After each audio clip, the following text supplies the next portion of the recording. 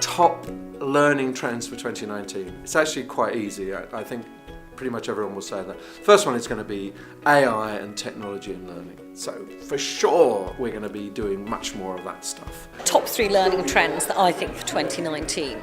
So the first one is around looking beyond your direct employees, and actually how do we make sure that the entire ecosystem that we work with in order to get work done within our businesses has the right skills to the right level.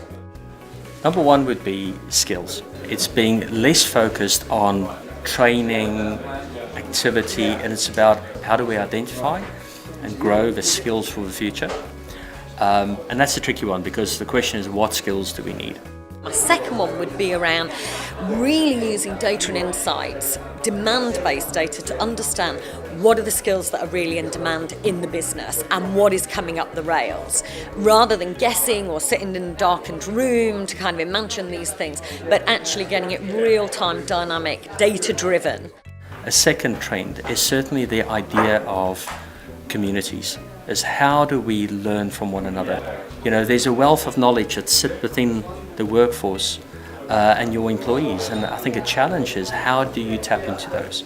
Second trend is the learning experience platforms. Much more AI built into learning environments so that things are suggested to you.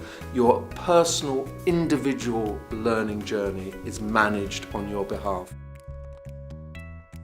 The third one, I think, is really around the lifelong learning piece, right? Being able to have something that's portable in terms of your learning record of what you have done, but also that everything that you're doing is adding to your skill set and making you more and more marketable, I think is going to be really key, and I think will be a real attraction to people to work with certain organisations, will be the ones that are able to offer them that. In this digital world, is we need to help people learn to learn. At home, people are very often quite open-minded to using YouTube or Google, but as soon as they get to the workplace, they want to sit in the classroom. So how do you change that culture? How do you teach people to learn and have the growth mindset in this digital world?